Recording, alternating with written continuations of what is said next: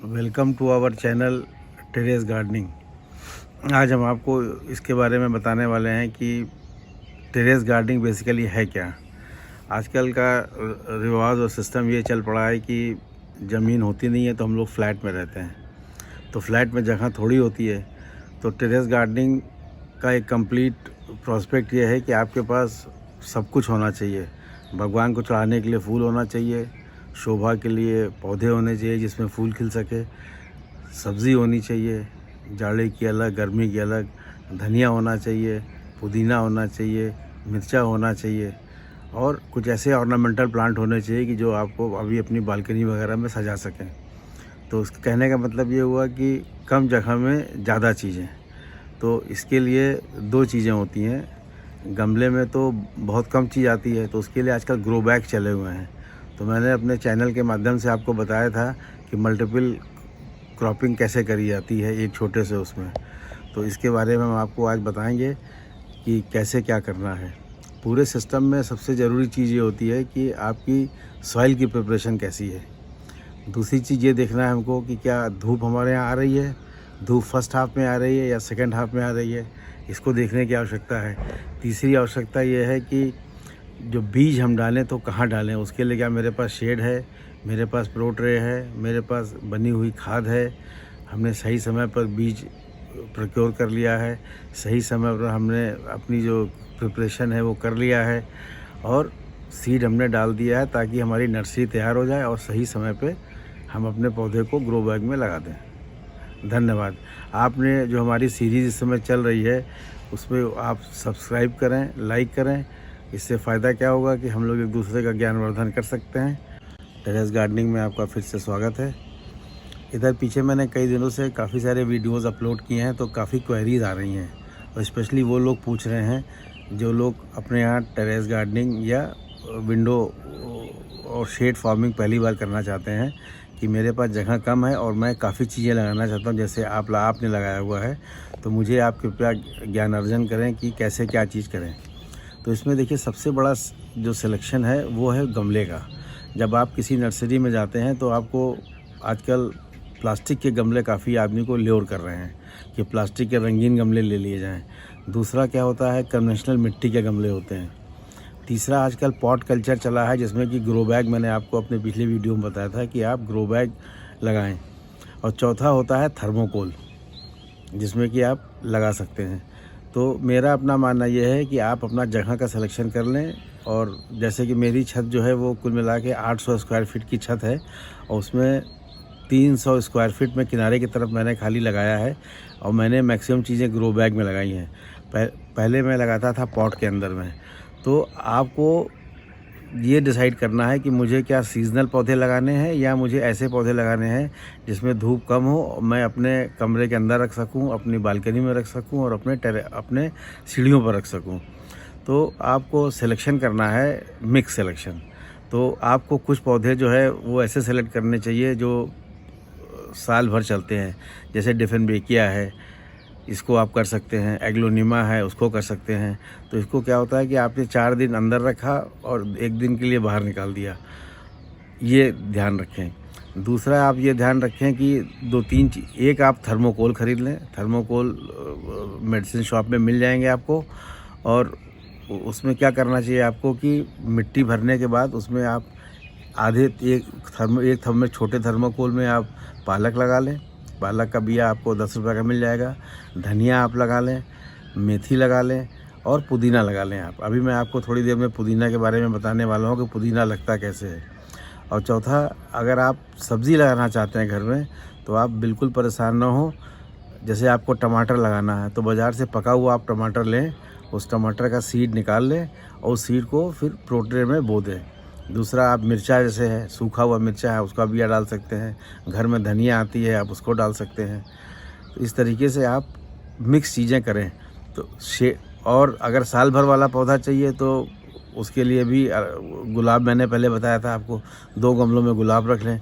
एक उसमें देसी गुलाब आता है जो साल भर 365 डेज़ में खिलता रहता है, उसको आप कर लें। आज हम आपको बताने वाले हैं कि सॉइल प्रिपरेशन कैसे करनी है।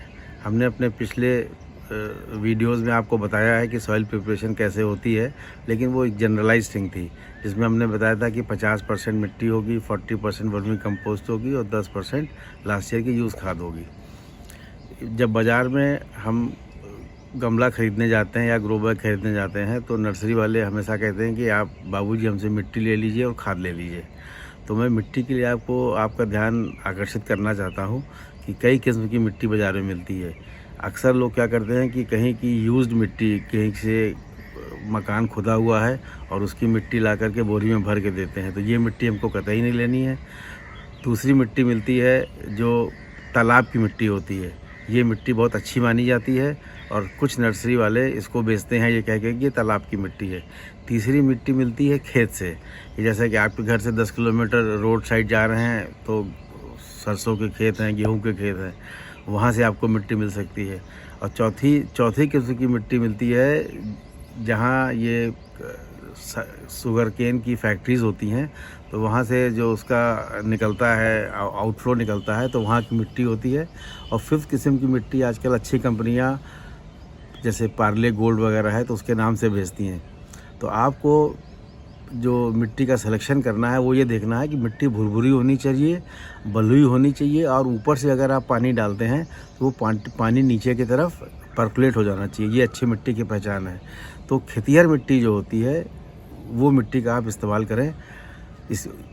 तो क्या होगा कि पौधे की जो जड़ होगी वो जड़ का विकास अच्छा होगा। जो पूरा पेड़ पौधे का मैनेजमेंट है वो जड़ पर डिपेंड करता है। जितनी अच्छी आपकी खाद होगी उतनी अच्छी आपकी जड़ ग्रो करेगी। जितनी ज़्यादा जड़ ग्रो करेगी उतनी ज़्यादा भोजन की सप्लाई जड़ के माध्यम से पौधे को मिलेगी और पौधे को जितनी चीज़ ऊपर ग्रोथ मिलेगी उसी हिसाब से उसमें शूट्स निकलेंगी तो फिर कलियाँ निकलेंगी, मेल फीमेल फ्लावर निकलेंगे। तो इस तरीके से आपका प्रोडक्शन बढ़ेगा। तो मिट्टी का सिलेक्शन ज़रूर करें और कोशिश करें कि गोबर की खाद अगर आपको कहीं से मिल सकती है, जहाँ से आपका दूध वगैरह वाला आता है, उससे आप कोशिश करें संपर्क करने की कि हमको गोबर की खाद लाके बोरी में 2 बोरी 4 बोरी लाके वो दे दें। तो आप उसको अपने यहाँ प्रोक्योर कर लें एक बार बरसात के पहले और उसको 2 सीज़न तक इस्तेमाल करते रहें। अभी हमने आपको बताया था कि पेड़ पौधे को उगाने के लिए मिट्टी का और खाद का कितना बड़ा रोल है। उससे कम रोल मैं आपको बताना चाहता हूँ कि पानी का नहीं है। क्या होता है कि जब पौधे बहुत छोटे होते हैं तो उनको पानी बहुत कम देना चाहिए। जैसे जैसे पौधे बढ़ते रहें पानी की मात्रा बढ़ानी चाहिए।